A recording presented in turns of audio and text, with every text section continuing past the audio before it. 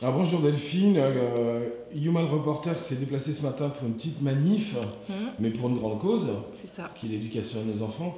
tout à Je fais fait. une petite allusion sur un de mes voyages au Burkina Faso, où justement sur l'école, c'est marqué l'enfant est l'avenir de l'homme. Ah, Je crois qu'on est en plein dedans, qu'est-ce qui se on est passe ce en matin? plein dedans. Ben, on est là à l'école pour manifester contre la nouvelle carte scolaire où on nous propose, on nous impose 46 fermetures de classes sur toute la Sarthe. Il y en a partout en France, hein, c'est pas que chez nous.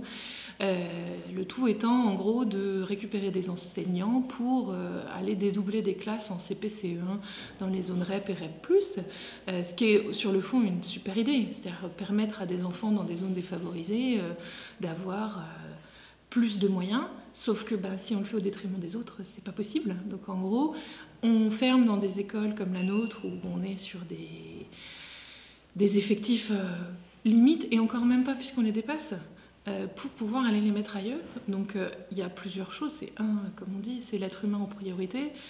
Là, on est en train de bafouer complètement les droits des enfants, donc c'est pas possible.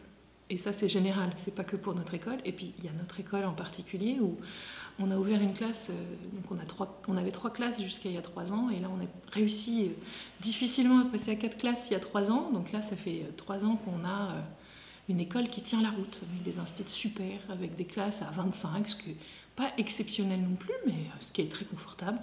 Et on nous menace l'année prochaine de repartir sur des classes à 30, 31 gamins. Donc c'est pas possible. C'est pas possible pour qu'il y ait une éducation correcte, pas possible pour qu'il y ait une éducation équitable. Pour les enseignants aussi. Pour les enseignants, c'est pas possible. Pour l'équipe encadrante, c'est pas possible. Moi, je me souviens, il y a 3 ans, enfin il y a 4 ans, c'était arrêt sur arrêt. Mais en plus, on est là pour se battre d'un point de vue beaucoup plus large et beaucoup plus humain, de dire, mais respectez nos enfants, tous, qui sont en REP, qui sont en REP+, qui sont en zone non prioritaire, mais il faut... C'est l'avenir de, tu disais très bien, c'est l'avenir de l'humanité, c'est l'avenir de l'homme. Donc comment on peut leur expliquer que dès leur plus petit âge, on les tasse comme des sardines, on ne respecte pas leurs besoins, parce que forcément, quand ils sont 30, on ne respecte pas celui qui a besoin de faire pipi, machin, celui qui a besoin d'un câlin, celui qui a besoin d'être réconforté, celui qui a besoin d'être plus encouragé, moins encouragé. Non, il faut que ça tourne, quoi. Donc concrètement, il y a 4 classes à l'heure actuelle, donc vous avez le nombre. Donc là, on a le nombre. Le nombre. Il y a 91 gamins dans l'école. 91 enfants dans l'école. Voilà. Et malgré ça, on essaye de vous retirer une classe. Voilà. Alors ça sera pour la rentrée prochaine. Donc en fait, là, on parle que de chiffres qui est sorti du chapeau. On va dire ça comme ça. C'est nous, la directrice a fait des prévisions, des prévisionnels, en disant voilà, moi j'envisage qu'à la rentrée, il y aura 5 élèves, tac, tac. On a fait un premier sondage au niveau de l'école pour dire voilà, qui reste, parce qu'on est une école où ça bouge beaucoup. On a des logements sociaux autour. On ne dirait pas on est en centre-ville, hein, on est à 2 pas des Jacobins, donc on se dit qu'on est une école favorisée, mais en fait on a plein de logements sociaux autour, donc beaucoup de mouvements. Donc au sein de l'année, il y a beaucoup de gens qui partent, qui arrivent. Et donc la directrice a fait un premier jet en disant voilà, a priori, avec nos effectifs actuels, petite section qui passe en moyenne, tac, tac, tac, ça nous ferait à peu près du 91 élèves. Et puis quand elle a reçu les papiers nous disant qu'on allait avoir une fermeture, tout d'un coup, on se retrouve à 87. Donc déjà, on nous annonce que ce qui était prévu, personne n'en tient compte. Mais non, mais c'est parce qu'en fait, on a vu que précédemment, il y avait eu des départs, il y avait eu ci, il y avait eu ça, enfin... Voilà. Et donc là, 87, c'est le seuil de fermeture. Donc je suis élue représentante des parents d'élèves, donc je parle en leur nom à tous, pas qu'en mon nom, bien sûr. Et j'essaie de faire en sorte que ça soit remonté le plus possible, qu'on nous écoute à un niveau à nouveau local, mais plus général encore, de dire que c'est pas possible, que les parents d'élèves ils veulent pas ça, que les parents d'élèves ils veulent qu'on traite bien leurs enfants. Je pense que c'est un minimum, mais on est vraiment dans ça. Apparemment non.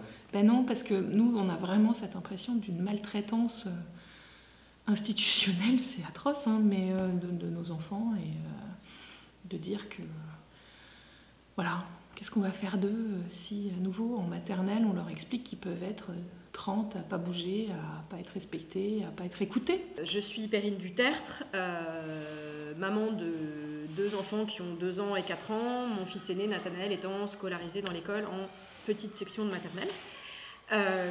J'ai une petite fille qui a 2 ans, qui aura 2 ans et demi à la rentrée de septembre. La loi de Najat Vallaud-Belkacem, qui est passée il y a quelques années, prévoyait que les enfants de 2 ans et demi soient acceptés et soient admis, intégrés dans les écoles, de manière obligatoire en REP et REP+, pour permettre la socialisation des enfants le plus tôt possible, l'intégration la plus rapide possible par le biais de l'école. C'est une chose dans les classes de REP, REP+, qui sont les classes en situation de difficulté les plus importantes, de manière obligatoire. Donc les enfants de 2 ans et demi sont accueillis à la maternelle dans les écoles de REP, REP+. Les enfants de 2 ans et demi doivent être accueillis dans les autres écoles maternelles dans la mesure des possibilités des écoles maternelles en question. En l'occurrence, c'est le cas de ma fille, que je prévoyais d'intégrer en toute petite section à la rentrée de septembre, puisqu'elle est née en janvier 2016, donc elle aura presque l'âge des enfants qui seront intégrés en septembre. Si l'école ferme une classe, je devrais de toute façon faire un trait sur l'idée que ma fille rentre à l'école maternelle à 2 ans et demi, comme le prévoit officiellement la loi. Parce que le calcul statistique se fait sur la réalité des présents, non pas des inscrits, mais des présents dans l'école en juin de l'année précédente. Or, on sait très bien, et notamment dans ce quartier où il y a beaucoup de mouvements de population, parce que c'est un quartier de centre-ville qui est relativement dynamique, avec des barres d'immeubles à côté dans lesquels il y a pas mal de mouvements, on sait très bien que pendant l'année dans cette école, et on peut le confirmer par des chiffres de manière très évidente, il va y avoir 90 inscrits ou 91 inscrits à la rentrée, qu'au mois de janvier, avec les arrivées en octobre, novembre, décembre, janvier, etc., on peut se retrouver avec 100 élèves, et qu'en juin, avec les mouvements de population, de gens qui déménagent pour la rentrée de septembre, à la fin du mois de juin, il y a moins d'élèves qu'il y en a eu au mois de janvier.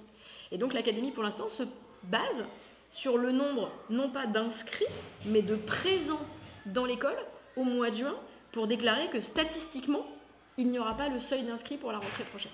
Ce qui ne correspond absolument ni à la réalité actuelle validée par la directrice, ni à la réalité probable de septembre, puisque les inscriptions ne sont même pas commencées.